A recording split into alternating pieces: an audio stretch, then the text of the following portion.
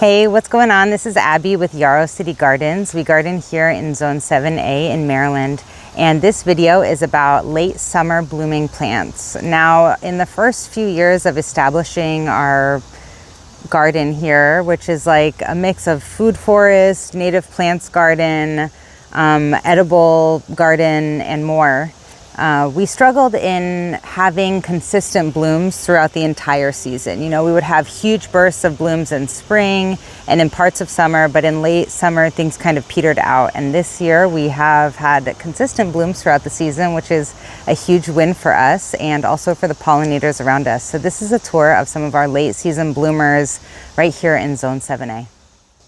There are several yellow plants you see right here in front of me that are super beloved by pollinators. I'll start right here in front of my face with zinnias. Zinnias are not a native plant. They are an annual, but they are super highly visited by pollinators and are really effective when you deadhead them. So once the flower is starting to look a little dry and crusty, you cut off the bloom and this stimulates more blooms for the plant, which is a very effective tactic in making sure you have blooms all season long. Let's move on next to the coreopsis right here. Coreopsis, another super beloved plant. I don't tend to deadhead as much because it has these tiny flowers, but it would be more effective if I did.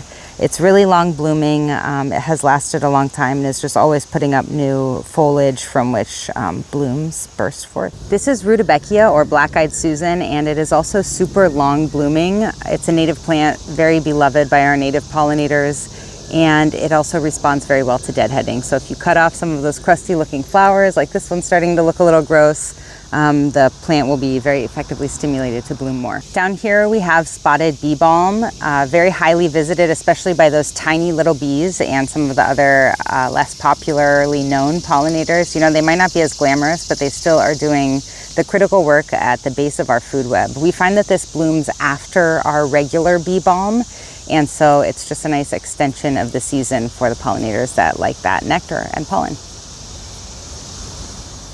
Here's butterfly milkweed. It's also really long blooming. We have it at a couple different spots in our garden, and based on the microclimate and sun exposure, they bloom at different times. So that is really useful for our pollinators. It extends the season that we have butterfly milkweed available as a resource to them. And it is blooming here very nicely in almost September.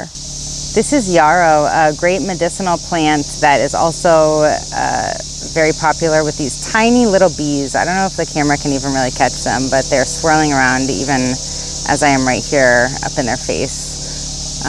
This one has bloomed for us since basically late spring. Again, really effective when you just clip off the old blooms. You know, it sometimes does take some time to kind of regain its strength, but it will always push out a new pump of blooms. And since we have it in multiple spots in our yard, at any given time, at least one of the plants is flowering. Echinacea, another long bloomer. This one has been blooming since like maybe early or mid-summer, and with deadheading and also with having multiple communities of echinacea throughout our yard that have slightly different microclimates, it's really extended the bloom and the amount of time that we can offer the resource of its sweet nectar to pollinators.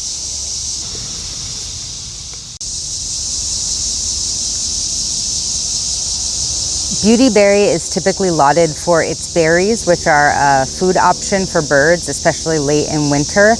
But I think these tiny little flowers are so cute and are also highly visited by our local pollinators. Those tiny bees might not be as photogenic as a cute fuzzy bumblebee, but they are very important members of our society.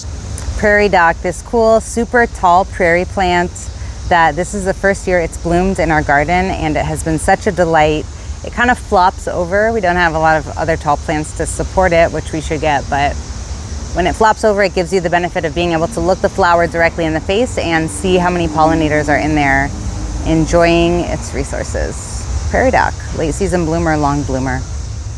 Here we have blue mist flower. It's another native plant with these tiny little flowers that are specialized catering toward tiny pollinators like small bees and flies. And behind it we also have this coxcomb. I don't know how coxcomb provides resources to pollinators. That's something I'd like to learn about, but we do see bees on this, and it's a nice late summer bloomer.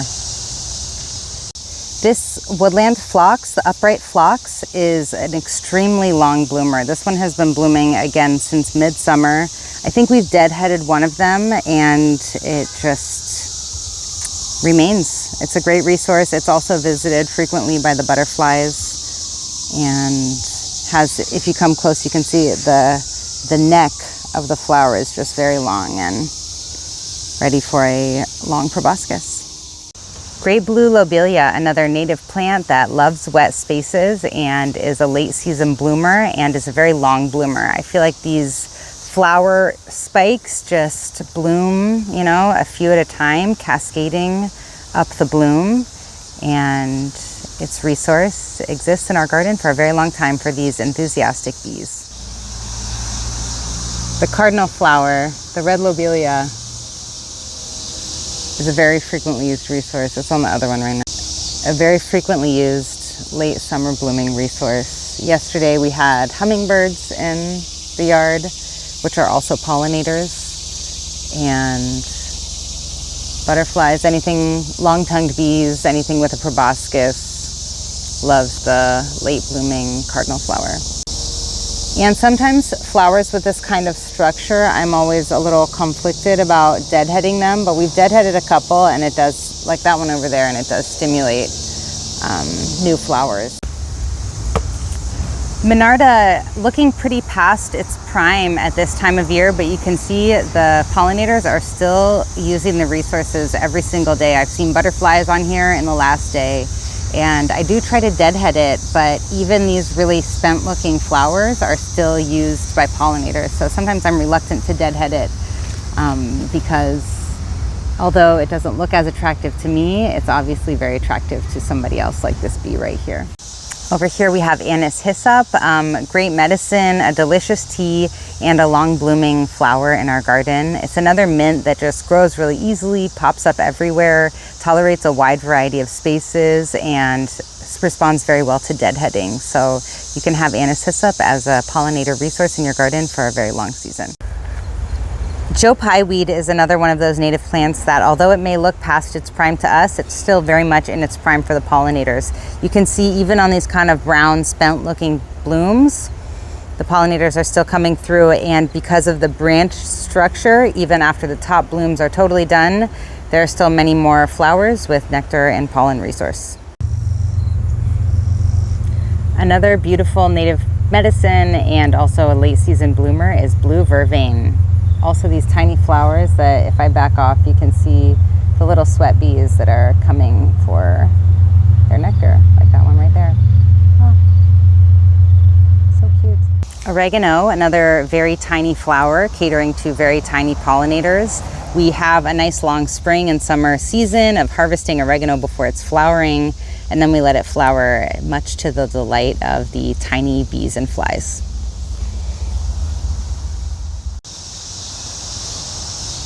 Now check out this Tulsi or holy basil, always highly visited by a great diversity of different kinds of bees and sometimes flies. I mean, like, look at that one down there. That's very unique looking. It blooms midsummer to later in the summer for us and is not a native plant. It's an annual, but it's always covered. Now there's nothing like a sunflower, a native plant to this continent. Sunflowers always are covered with a diverse range of pollinators, and we have ones that bloom at different points. We always have volunteer sunflowers, and we plant a few different varieties. And if you make sure you do succession planting, plant some different types around your yard, there will always be sunflowers hanging around until late summer, like this mammoth one behind me. Well, that's what's blooming in our garden here in Zone 7A in Maryland in late August. Let us know what you think about these flowers and what's blooming in your garden. Peace.